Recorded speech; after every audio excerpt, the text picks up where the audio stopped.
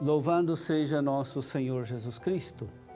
Hoje é dia 14 de março, estamos no quarto domingo da Quaresma. O evangelho de hoje é de João, capítulo 3, versículos 14 a 21. Naquele tempo disse Jesus a Nicodemos: do mesmo modo como Moisés levantou a serpente no deserto, assim é necessário que o Filho do Homem seja levantado para que todos os que nele crerem tenham a vida eterna.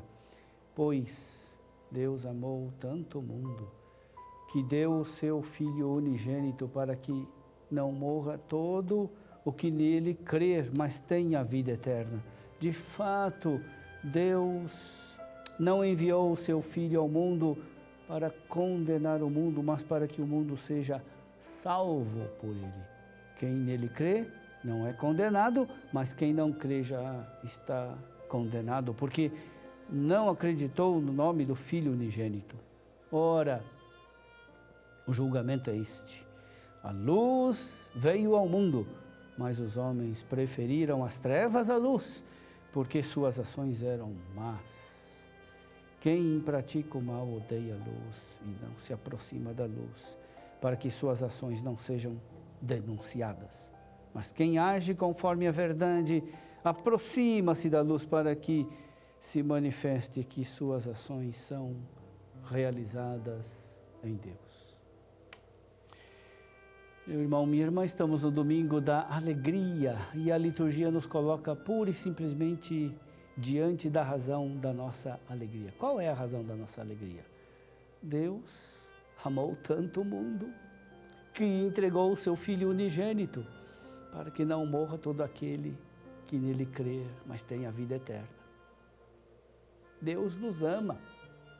Esse é o dogma central da nossa fé. É a alma de toda a Bíblia. É a afirmação mais importante da Sagrada Escritura. Esta frase tem sujeito, objeto e verbo, que contém o mistério mais vasto, profundo que podemos conhecer e receber. Deus e nós. Entre Deus e nós há o amor. Não é um amor genérico, é um amor que se entregou até as últimas consequências, que entregou o Filho unigênito ao mundo, ou seja, nós.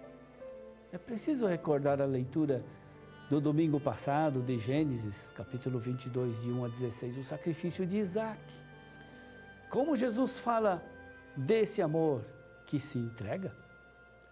Do mesmo modo como Moisés levantou a serpente no deserto, assim é necessário que o Filho do Homem seja levantado. É preciso reler Números, capítulo 21, de 4 a 9.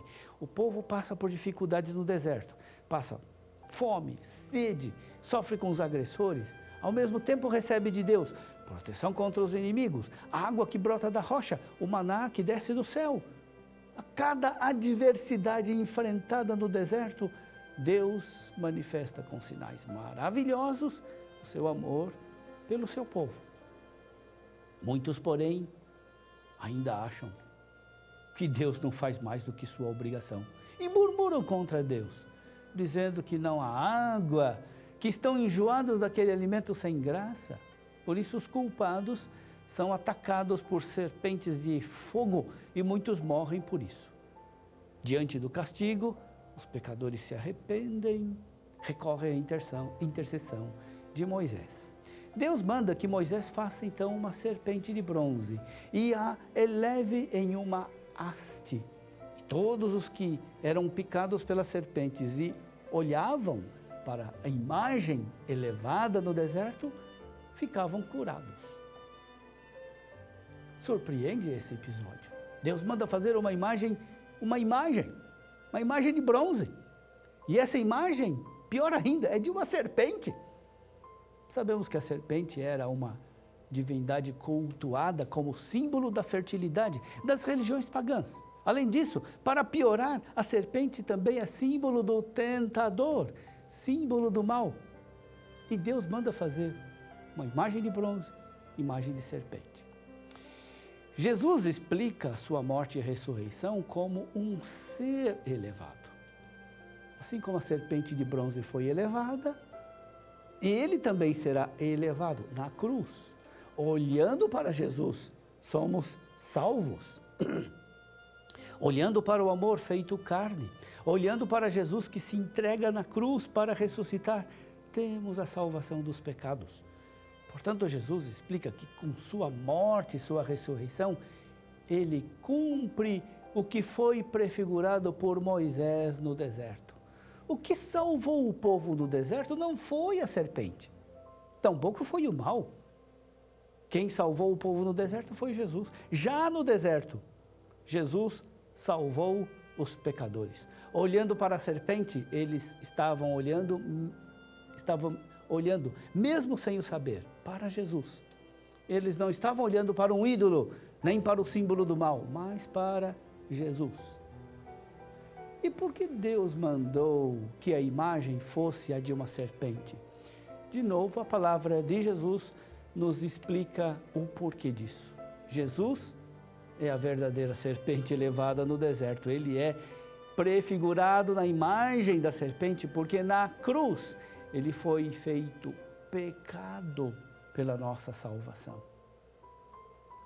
Aquele que não conheceu o pecado, Deus o fez pecado por nós, para que nele fôssemos feitos justiça de Deus. Segunda Epístola de São Paulo aos Coríntios, capítulo 5, versículo 21.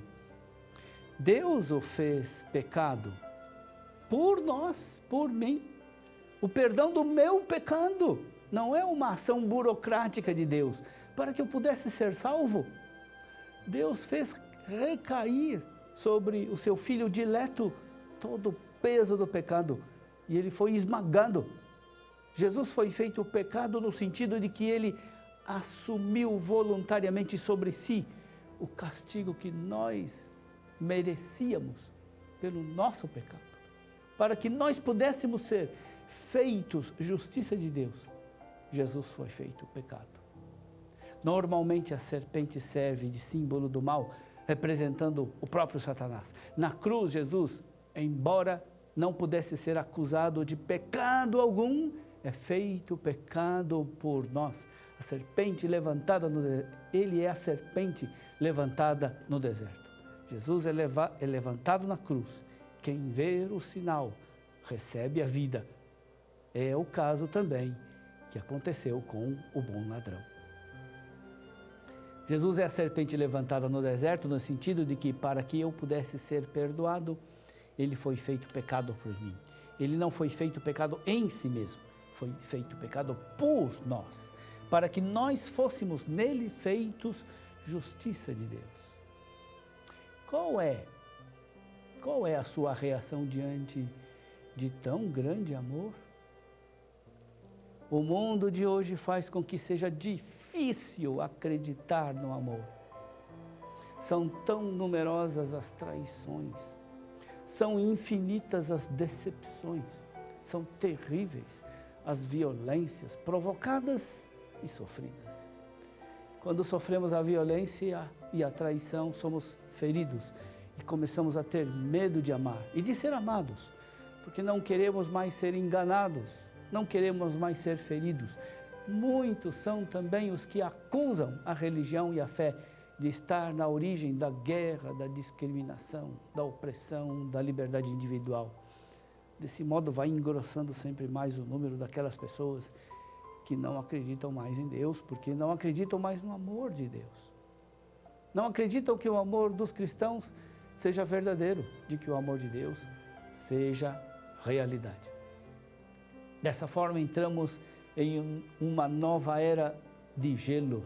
Sem acreditar que Deus nos ama, o mundo está destinado a se dissolver na escuridão e no frio cósmico.